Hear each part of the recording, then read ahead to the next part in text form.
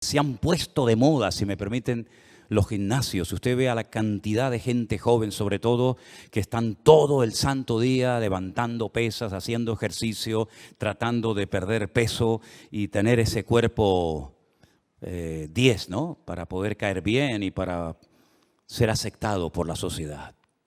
Pero muchas veces, y no tengo nada en contra del deporte, ni muchísimo menos, pero muchas veces he pensado, y esa gente que dedica tantas y tantas horas al deporte, a los gimnasios, ¿cuántas horas dedican a su alma? ¿Cuántas horas dedican a cultivar su espíritu delante del Señor? Bueno, vamos a hablar en esta tarde acerca de esto. Yo quisiera llevarles a Hebreos capítulo 5, por favor, si tienen la Biblia en la mano o quieren seguir la lectura conmigo. En Hebreos, concretamente el capítulo 5, a partir del versículo 12, la palabra del Señor nos dice así: porque debiendo ser ya maestros, después de tanto tiempo, tenéis necesidad de que se os vuelva a enseñar cuáles son los primeros rudimentos de las palabras de Dios. Y habéis llegado a ser tales que tenéis necesidad de leche y no de alimento sólido. Y todo aquel que participa de la leche es inexperto en la palabra de justicia. ¿Por qué? Porque es un niño. El alimento sólido es para los que han alcanzado madurez, para los que por el uso tienen los sentidos ejercitados en el discernimiento del bien y del mal. Como he dicho en otras ocasiones, estos hebreos, estos judíos que van a recibir esta carta por parte de quien la haya escrito, ya eran segunda o tercera generación, eran hijos de creyentes, eran personas que ya se suponía que tenían que estar a un cierto nivel, a una cierta estatura espiritualmente hablando. Sin embargo, algo había ocurrido en ellos que se habían quedado como los bonsáis, enanitos, pequeños, ¿verdad? Qué bonito los bonsáis, ¿verdad? Arbolitos en miniatura, pero realmente a la hora de la cuestión práctica sirven o prácticamente de nada.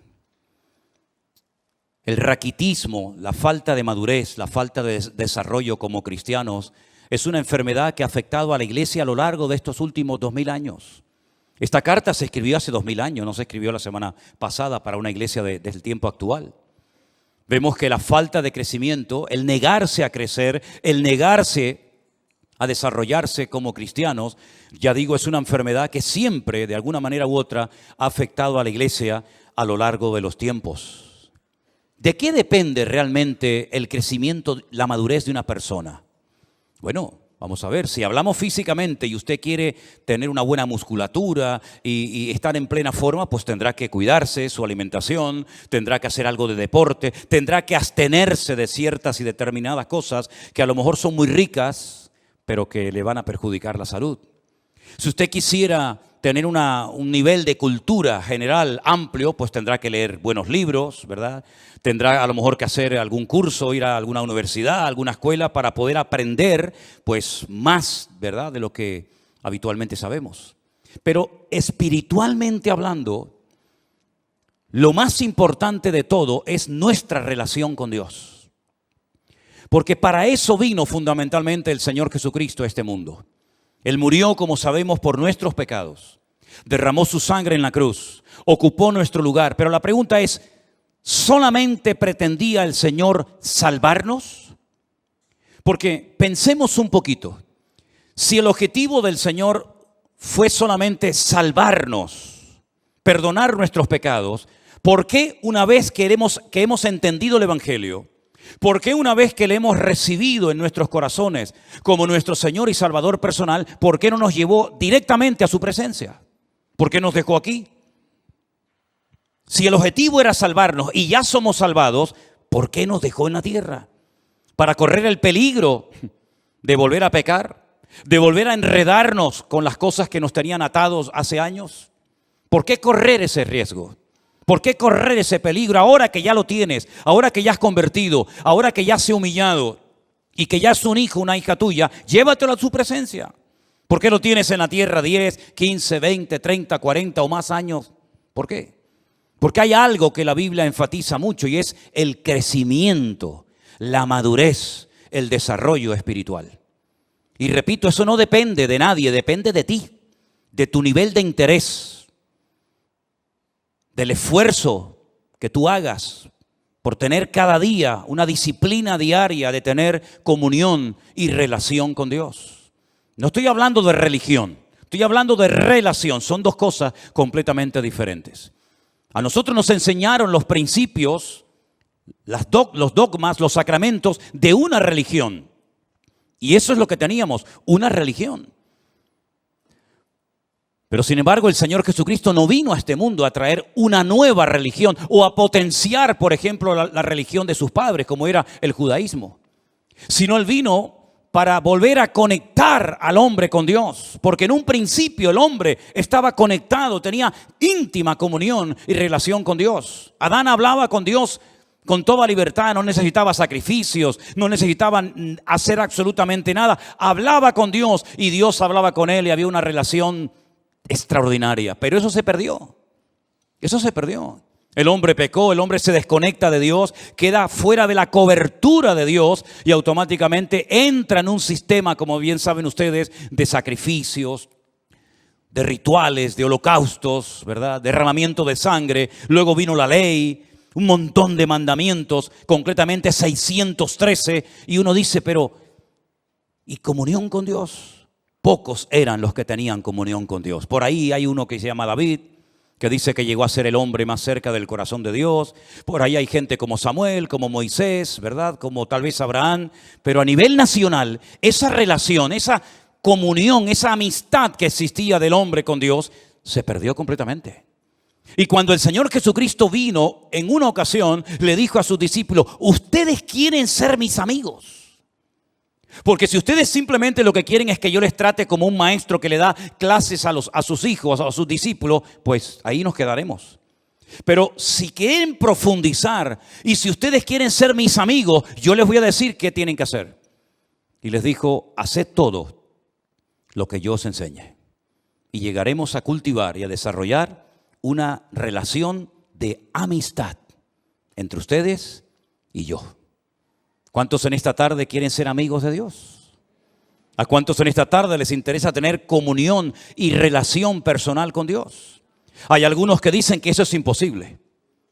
Hay algunos que a lo largo de la historia, como un tal Spinoza, un filósofo judío, y como incluso Albert Einstein dijo que bueno, que eso de tener relación con Dios, eso es imposible. Creían en Dios, pero no creían en un Dios personal.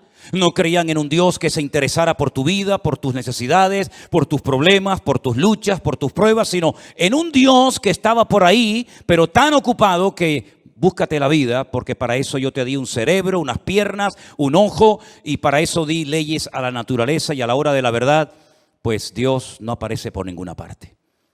Cuando uno analiza la palabra de Dios, tanto en el Antiguo como en el Nuevo Testamento, pronto vas a descubrir que Dios quiere mucho más que simplemente una relación de Dios a criatura, sino una relación de padre a hijo, una relación de amor, una relación de confianza, de amistad. Incluso en la carta a los Hebreos, el que la haya escrito, dijo que ahora podemos tener acceso y debemos acercarnos a Dios con libertad. No acercándonos a un Dios desconocido, frío, distante, indiferente, que es imposible conocerlo, sino todo lo contrario. Es un Dios que se ha revelado y ahora conocemos que Dios no solamente es un Dios creador, como lo vemos en el Génesis, sino es un Dios que perdona, un Dios que se compadece, un Dios de misericordia, un Dios que vino a buscar y a salvar lo que se había perdido, un Dios que se humana, que se encarna, que habita entre nosotros para entender nuestras miserias, para caminar como nosotros y sobre todo para elevarnos y mostrarnos que en esta vida, aunque tengas salud, dinero y amor, si no tienes a Dios, no tienes absolutamente nada. Porque en esa antigua canción se enfatiza y se apunta a lo que todo el mundo quiere tener: salud, dinero y amor. Y como dice la canción, en el que tenga estas tres cosas, que le dé gracias a Dios. Pero ¿y si no tengo salud?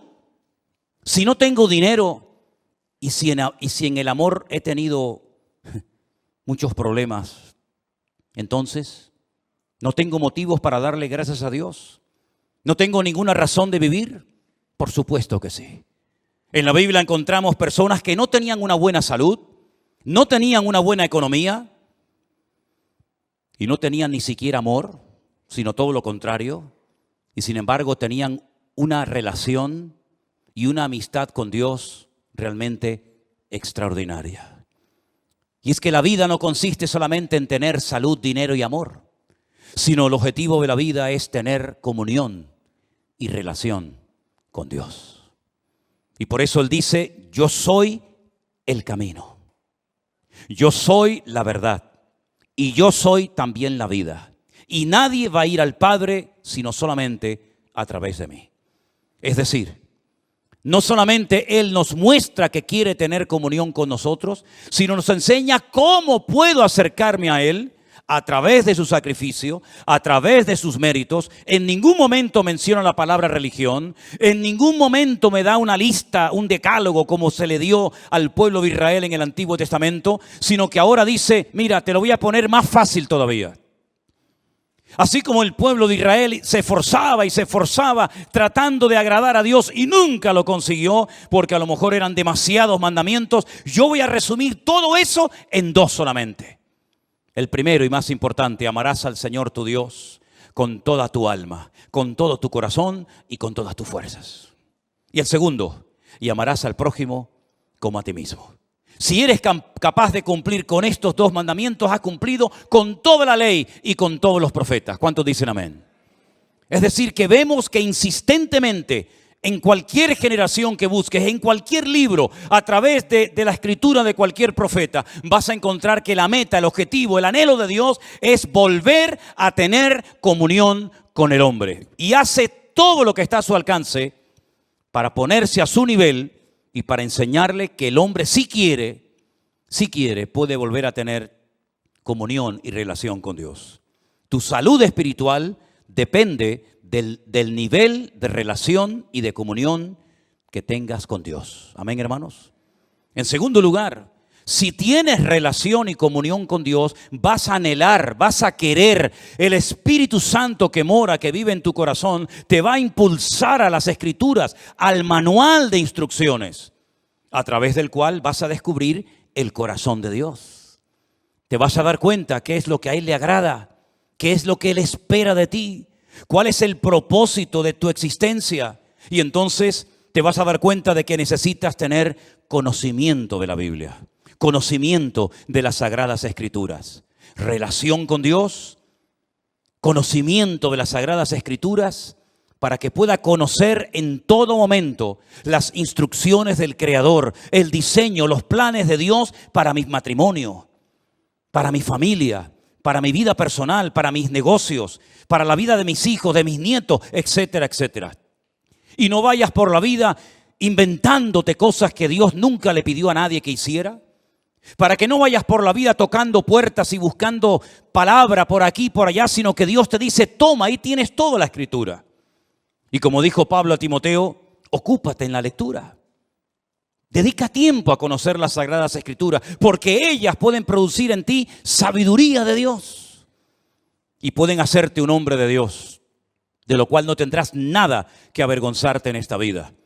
Y por si hay alguna duda, bueno, ¿qué parte leo? ¿Será esta más inspirada, esta menos inspirada? Le dice a Timoteo y por consiguiente a todos nosotros, toda la Escritura es inspirada por Dios, toda.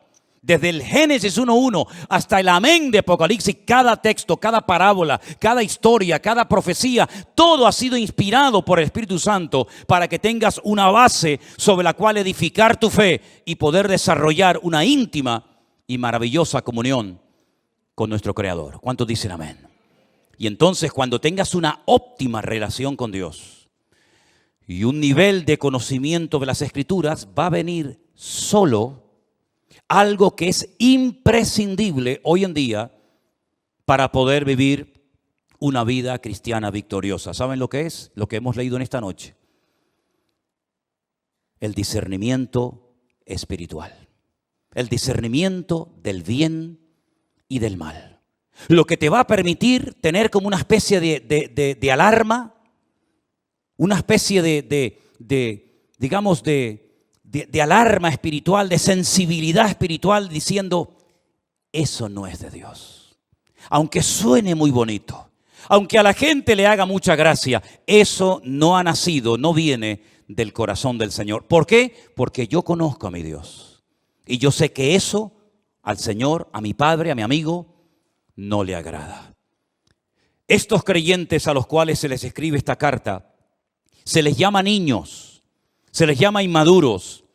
Se les dice en otra porción, no he podido profundizar para enseñarles cosas más profundas porque me resulta muy difícil buscar términos que ustedes puedan entender. Y no es que sean cosas muy profundas y difíciles de entender, sino como dice aquí, os habéis hecho tardos para oír.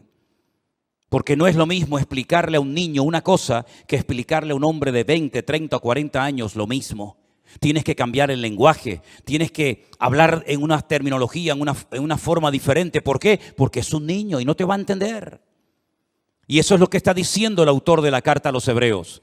No les puedo explicar cosas profundas porque no habéis crecido, os habéis quedado estancados. Estáis en los primeros rudimentos de las palabras de Dios. Todavía estáis con la leche y no con el alimento sólido.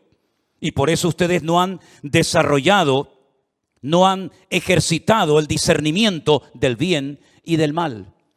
Si ustedes recuerdan el mensaje que di hace unos domingos atrás acerca de la muerte de dos hijos del sacerdote Aarón, dice la Biblia que a partir de ese momento se les dijo a los sacerdotes del Antiguo Testamento que no entraran bajo los efectos del alcohol para que no les pasara lo mismo que les pasó a sus hijos. Pero añade a continuación, y para que en todo momento seáis capaces de discernir entre el bien y el mal, entre lo que es inmundo de lo que es puro o limpio. En otras palabras, ser cristiano no significa perder la razón, sino todo lo contrario, es recuperar la razón, el sentido, el equilibrio de las cosas. El apóstol Pablo, cuando le escribe a los romanos en una de las cartas tal vez más hermosas y profundas de todas las que se encuentran en el Nuevo Testamento, dice que Él es nuestro culto racional. No perdemos el control, no nos disparatamos, no nos volvemos locos cuando nos convertimos a Cristo, sino todo lo contrario, recuperamos la cordura que el mundo y el pecado nos arrebató cuando estábamos fuera de la voluntad de Dios y de sus caminos. El raciocinio, el poder razonar, el poder discernir entre lo que es de Dios, lo que no es de Dios, lo que le agrada, lo que no le agrada, eso viene, dice, con la práctica, con el uso, se desarrollan los sentidos. Y busqué qué quería decir el autor de la carta cuando habla de los sentidos bien ejercitados. Y precisamente habla de los sentidos de la vista, del olfato, ¿verdad? Del tacto. Cuando alguien ve algo dice, eso no es de Dios. Todo el mundo lo aplaude, todo el mundo lo admira, todo el mundo le imita, pero eso no es de Dios. Cuando la gente oye una conversación, dice, esta conversación no es de Dios. Porque esto, en vez de traer edificación, lo que aquí estamos es criticando y cuestionando a una persona que ni siquiera está delante para poder defenderse. Esto no es de Dios. La Biblia dice que las malas conversaciones corrompen las buenas costumbres. Entonces te desarrollas, creces, maduras como cristiano de tal manera que puedes discernir con tus propios sentidos naturales lo que agrada a Dios y lo que le desagrada a Él. Pero todo eso viene primero de tu relación con el Señor. Por cierto, ¿cómo está tu relación con Dios? Si es que la tienes, que espero que sí. Dice que tenemos acceso, tenemos entrada al Padre. ¿Tienes relación con Dios? Porque a lo mejor lo que tú tienes es el hábito, la buena costumbre de venir al culto, de escuchar la palabra de Dios por internet o aquí en persona. Y está bien, pero eso no significa de que tú tengas comunión con Dios. Hay gente que vive de los cultos, pero no porque tengan una comunión con Dios. Hay gente que el conocimiento que tiene es por lo que han oído. Claro, han oído tantos sermones, tantos años, y ahora por aquí y ahora por allá, que tienen un cierto conocimiento, pero la Biblia no saben ni dónde la dejaron y la perdieron hace 20 años y aún no la han encontrado. Entonces tú no puedes depender simplemente de un culto 1 o 2 veces a la semana. Tú no puedes depender de que haya un señor llamado pastor que predica la palabra de Dios desde este púlpito, ¿verdad? Y entonces a través de él, pues tú aprendes lo que sabes. Bueno, eso está bien, pero tú tienes que desarrollar tus propios hábitos de lectura diaria, ¿verdad? Y por eso quiero recordarles a los hermanos de la iglesia que yo les he mandado por el WhatsApp de la iglesia el curso de Isaías para que ustedes mismos de una forma autodidacta lo puedan hacer en sus propios hogares. Para que no dependan única y exclusivamente de las reuniones, de los cultos, sino que ustedes puedan también acostumbrarse a buscar la Biblia, a orar, a aprenderse textos de memoria, a estudiar la palabra de Dios, porque ya sabemos que las cosas pueden cambiar en cualquier momento. No olvidemos que ahora va a ser 3 años, 2 años y pico, nadie podía congregarse en las iglesias, ni siquiera en esta. Y todos estuvimos durante meses encerrados en nuestras casas. Y fue un tiempo maravilloso que el Señor le dio a miles, por no decir millones, de cristianos para que por fin no tuvieran la excusa de decir es que trabajamos tanto, es que no tengo tiempo para leer y estudiar la Biblia. Pues el Señor te tomó la palabra y le dio tiempo más que suficiente a miles de cristianos para que por primera vez en su vida pudieran tomarse en serio el leer todos los días, como comes todos los días, pues que comas de la palabra de Dios para alimentar tu alma y tu comunión y relación con el Señor. Son hábitos que a lo mejor algunos no tienen la costumbre, pero si te acostumbras, le vas a hacer un gran favor tremendo a tu vida espiritual y vas a cuidar de esa manera tu salud espiritualmente hablando. En 1 de Timoteo, el capítulo 4, desde el versículo 1 en adelante, hay unos versículos que yo quisiera leer en esta tarde y pedirles que presten atención, porque en este texto, en estos versículos, vamos a encontrar en primer lugar una información, unos datos que Pablo le da a Timoteo, y a continuación lo que tiene que hacer ante la información que recién acaba de recibir.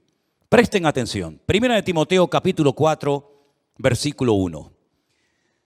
Pero el Espíritu dice claramente que en los postreros tiempos algunos apostatarán de la fe, escuchando a espíritus engañadores y a doctrinas de demonios. ¿Entendió este versículo usted? ¿Lo entendió? Si el Espíritu, Dios, el Señor ha hablado claramente diciendo que en los postreros tiempos, ¿y esos tiempos cuáles son? Ya estamos en los postreros tiempos, ¿verdad? En los tiempos finales, algunos, no todos, gracias al Señor, apostatarán, abandonarán la fe, darán marcha atrás. Conocieron, pero no quieren continuar. Se enfriaron, se apartaron, se alejaron, se enfadaron. Póngale todos los adjetivos que usted quiera. La cuestión está que dice que apostataron. Ya no están en el camino. Estuvieron, pero ya no están. Han apostatado, han dado marcha atrás, han renegado incluso. Y dice, y escucharán a espíritus engañadores y a doctrinas de demonios. Ahora, ¿cuál es el mejor lugar, la mejor plataforma para enseñar falsas doctrinas? Voy a ponerles algunos ejemplos. Nosotros vivimos o tenemos la iglesia a muy pocos metros del estadio de fútbol. Ese estadio no se utiliza para reunir a la gente los días que hay partido de fútbol para enseñar Biblia en mano falsas doctrinas. El objetivo de ese estadio de fútbol es jugar al fútbol. Es decir, no se hace un culto con el objetivo de adoctrinar a la gente de una forma antibíblica. Si usted va a un teatro, si usted va a un cine, hombre, puede ver alguna escena, puede haber algún momento en la película, en el teatro, que digan algo, que hagan algo que no es bíblico, pero el teatro, ¿verdad? El cine no es un lugar creado y diseñado específicamente para enseñar falsas doctrinas a la gente. Entonces, ¿cuál es el mejor lugar, la mejor plataforma para que el enemigo en un momento determinado pueda enseñar falsas doctrinas a la gente? Las iglesias. Porque en las iglesias lo que se estudia es la Biblia. No venimos aquí a jugar al fútbol. No venimos aquí como una pasarela para lucir ropitas. No venimos aquí para pasar el tiempo ni para estar un rato entretenido viendo una obra de teatro o una película o un acto cualquiera que sea. Venimos aquí supuestamente para alabar a Dios, ¿sí? Y para aprender de su palabra. Luego, las iglesias, si no tienen el discernimiento espiritual suficiente, es el lugar idóneo para que las personas que vienen con su corazón abierto y con ganas de aprender y con ganas de conocer de Dios, en un momento determinado puedan ser engañadas, seducidas y manipuladas con falsas doctrinas. ¿A quién es más fácil engañar? ¿Al que tiene un alto conocimiento bíblico o a una persona que es ignorante de las Sagradas Escrituras? ¿Cuál ha sido el gran problema de miles de cristianos en los últimos años? Que ya no leen la Biblia. Ya no leen la Biblia. E incluso esa costumbre con la cual yo me crié, que todo el mundo venía a la iglesia con la Biblia, ya se ha perdido. Pocos son. Miren esta tarde, por ejemplo, a su alrededor y miren cuánta gente viene como algo normal, ¿verdad? Como llevas las llaves del coche o como llevas la documentación. ¿Y la Biblia dónde está? No pasa nada. Nos ponen ahí una pantalla y ahí la leemos. Incluso algunos, bueno, con el teléfono. Vale, venga, de acuerdo, venga, con el teléfono. Pero algunos ni eso. Ya esa costumbre se perdió. ¿Cómo puede usted comprobar si lo que estamos poniendo en la pantalla, si lo que yo estoy compartiendo es bíblico o es antibíblico? ¿Cómo lo puede saber usted? Primero, no dedica tiempo a escudriñar la palabra. No tiene un conocimiento de la Escritura. Viene aquí, oye a un señor que tal vez no conoce de nada o que le une una cierta amistad o familiaridad, ¿verdad? Y entonces usted se fía. Cuidado, cuidado.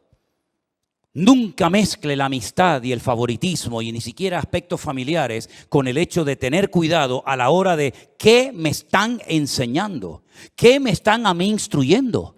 Qué bueno sería que los padres que acaban de mandar a sus hijos ahora a las clases de la escuela dominical le preguntaran, espero que lo hayan hecho en algún momento, digo yo. Oye, una pregunta, ¿qué le están enseñando a mi hija en la clase esa donde está ahora?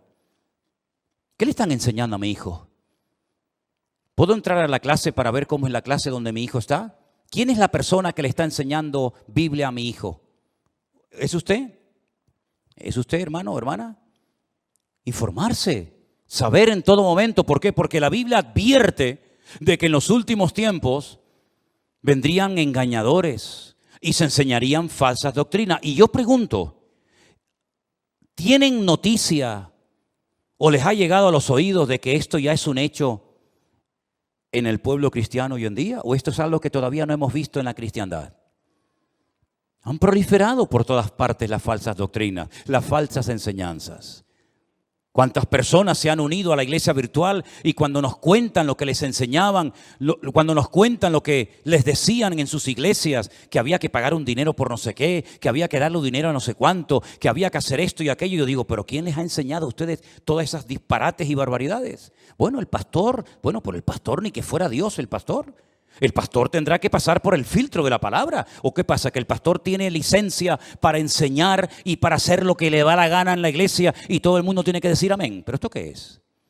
Entonces la palabra de Dios dice, cuidado porque en los últimos tiempos vendrán falsos cristos, falsos profetas, falsos maestros, falsos apóstoles, falsos pastores. Es que está más claro que agua. Y por la hipocresía de mentirosos que tendrán cauterizada la conciencia, dice aquí, mire esto, qué cosa tan sorprendente. ¿Le suena esto? En los últimos tiempos habría religiones, habría grupos religiosos que prohibirían casarse. ¿A mí esto me suena? ¿A usted no? Hola. ¿Estáis ahí o no? A lo mejor se quedan dormidos, yo no me di ni cuenta. Prohibirán casarse. ¿Y a quién se le prohíbe casarse en esta iglesia? A nadie. Si no se casa es porque a lo mejor no está en el grupo de los desesperados o desesperadas y no ha aparecido su príncipe azul, verde o morado o amarillo, pero no porque no le falten las ganas, ¿verdad? Pero es que dice la Biblia que en los últimos tiempos habrán grupos que prohibirán casarse. Como si el matrimonio fuera algo malo. Prohibirán casarse. Mandarán abstenerse de alimentos. ¿De qué alimentos tenemos que abstenernos los cristianos hoy en día? ¿Acaso se enseña en esta iglesia, cuidado, no coma mucha fruta, cuidado, no coma mucha carne? Bueno, por ahí salió hace poco un ministro diciendo que no había que comer tanta carne. Cara más dura. Prohibirán casarse. Sin embargo, dice la Biblia que Dios creó todas esas cosas para que con acción de gracias participaran los creyentes, los que han conocido la verdad. Porque todo lo que Dios creó es bueno y nada de desecharse si se toma con acción de gracias. Entonces hay millones de personas que aceptan que una persona que quiere servir al Señor no se puede casar. Y lo aceptan. ¿Dónde enseñó eso el Señor? Pero no dicen que Pedro fue el primer papa. ¿No dicen por ahí?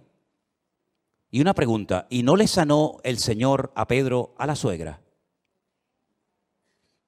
Porque yo veo en los evangelios que un día Cristo entró a la casa de Pedro y la suegra estaba enferma. Y el Señor le sanó a la suegra. No creo que por eso la haya negado, ¿no? Pero si tenía suegra, es porque estaba casado. Pero no era el primer papa. En fin, aquí algo falla, ¿no?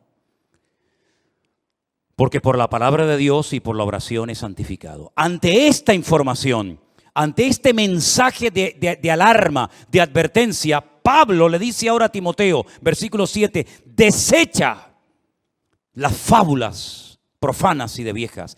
Ejercítate para la piedad. Versículo 13, ocúpate en la lectura, la exhortación y la enseñanza. Versículo 14, no descuides el don de Dios que está en ti. Versículo 15, ocúpate de estas cosas, permanece en ellas. Verso 16, ten cuidado de ti mismo y de la doctrina. Y también dice, persiste en ello, pues haciendo esto te salvarás a ti mismo y a los que te oyeren. En otras palabras, hay que hacer algo. Vienen falsas doctrinas, vienen falsas enseñanzas, pero nosotros sabemos por el crecimiento, por la madurez, por el desarrollo espiritual, por la relación con el Señor, sabemos lo que viene de Dios y lo que no viene de Dios. ¿Cuántos dicen amén, hermanos? Pero es su deber. No es mi responsabilidad que usted sepa mucho de la Biblia. ¿De qué sirve que yo quiera que usted crezca y madure si usted se niega a crecer? ¿De qué sirve eso? ¿Se puede obligar a una persona a crecer o a madurar cuando ésta se niega y ha decidido quedarse como está y no esforzarse por crecer espiritualmente hablando? Hermanos, hay gestos, hay cosas que los niños hacen y se les permite, se les tolera. ¿Por qué? Porque son niños. Son niños. No vean ustedes cuando Adriel empieza a soltar gases. Oye, no se corta, no dice, ay, perdón, abuelo. Ay, perdón, abuela, se me escapó. Él no se corta un pelo, él, ala, venga, pierna suelta. ¿Qué le parece? Hay niños que se chupan el dedo. Hay niños que se hacen pis encima. Hay niños que les entra, como decimos por aquí, una perreta de estas que dice, ¿pero qué le pasa? Y venga a llorar, y venga a llorar. Y hay cosas que a los niños se les tolera, se les permite. ¿Saben por qué? Porque son niños y se comportan como niños. Pero ahora usted imagínese ver a nuestro hermano Jair, mientras yo predico, chupándose el dedo.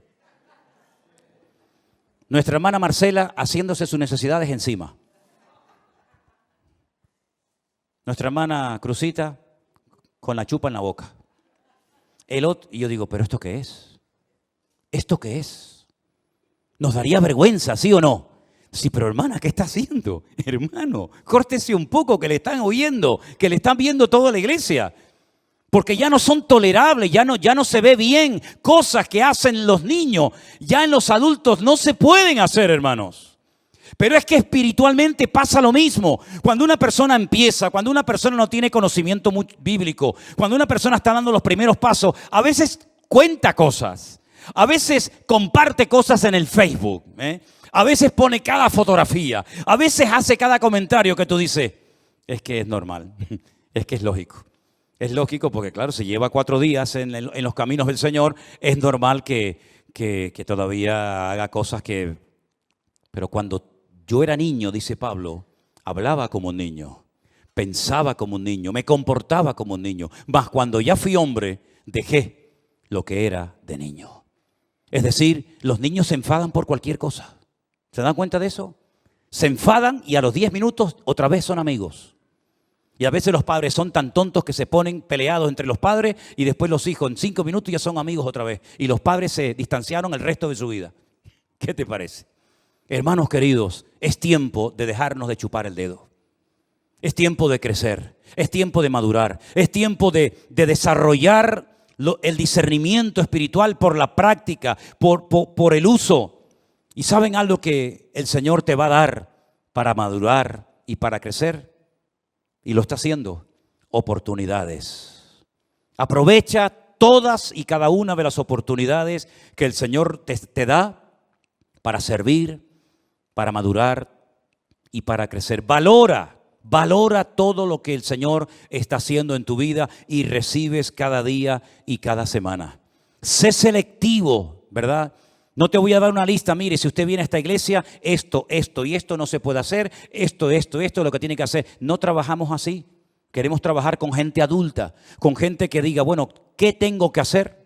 Dígame, ¿qué tengo que hacer si yo quiero convertirme en un buen cristiano? Mire, ¿no tiene Biblia? No. Margarita, dele una Biblia. Usted va a comenzar a leer la Biblia por aquí y por allá y la va a leer, y cuando no entienda algo pregunte, y si no entiende una palabra la busca en el diccionario, y así va usted a comenzar a descubrir un mundo de verdades tremendas que lamentablemente no nos enseñaron.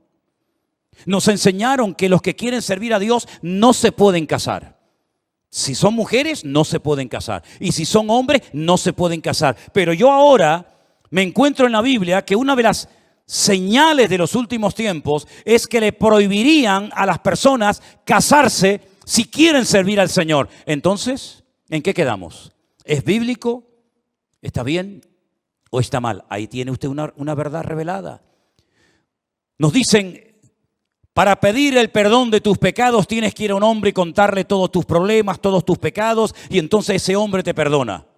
Bien, vamos a la palabra de Dios y encontramos que solamente Dios puede perdonar los pecados al ser humano. Nadie, ningún cura, ningún pastor, ningún reverendo, ningún rabino, nadie tiene la capacidad de perdonarle los pecados a otra persona.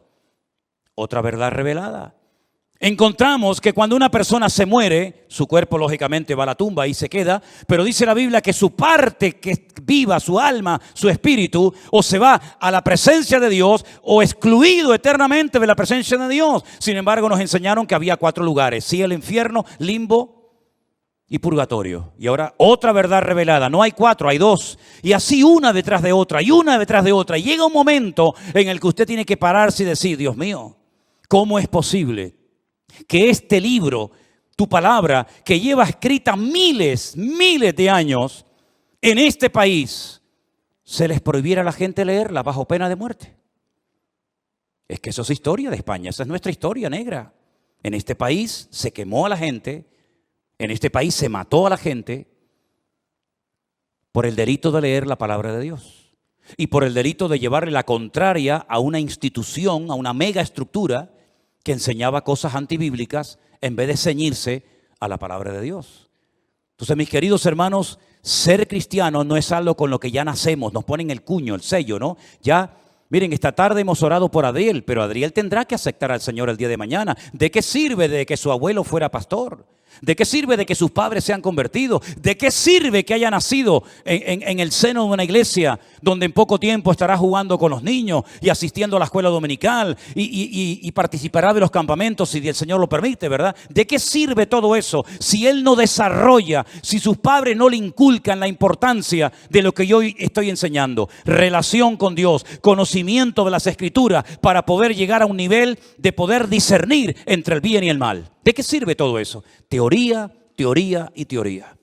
Y usted lo que necesita es dejarse ya de cuentos, dejarse de teorías, de buenos planes y de buenas intenciones y decir, Señor, yo quiero cambiar, yo quiero crecer, yo quiero madurar, yo no quiero estar hoy súper animado porque tú me has hablado, tú me has bendecido y mañana lunes si te encuentro por la calle vas a estar hecho polvo. ¿Por qué? Porque tu mujer no sé qué, porque tu hijo no sé cuánto, porque el marido no sé. Y así no puedes vivir, querido hermano. Tú tienes que aprender a tener una madurez, una estabilidad y una firmeza. Y eso es posible conseguirlo en la vida. Si no fuera posible, yo te estoy tomando el pelo. Pero te estoy enseñando verdades bíblicas para que tú madures y no dependas de mí.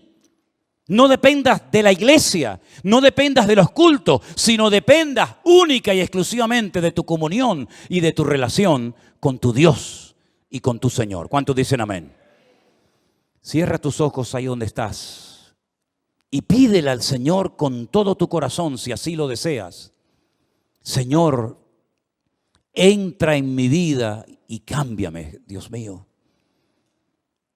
Yo quiero crecer, yo quiero madurar, yo quiero tener comunión y relación contigo. Si hubiera alguna persona ahí en su casa, en el sitio donde estás en este momento siguiendo este culto, y tú quieres recibir al Señor Jesucristo como tu Señor y Salvador personal, para comenzar hoy mismo una relación directa con Él, ahora es el momento. Has escuchado la palabra, has escuchado la enseñanza, ahora te corresponde a ti decir: Dios mío, perdóname. Ven a mi vida, Señor, cambia mi corazón. Yo quiero recibir al Señor Jesús en mi corazón como mi Señor y Salvador personal. Quiero caminar contigo todos los días de mi vida, Señor. Quiero conocerte, quiero esforzarme, quiero estudiar la palabra de Dios.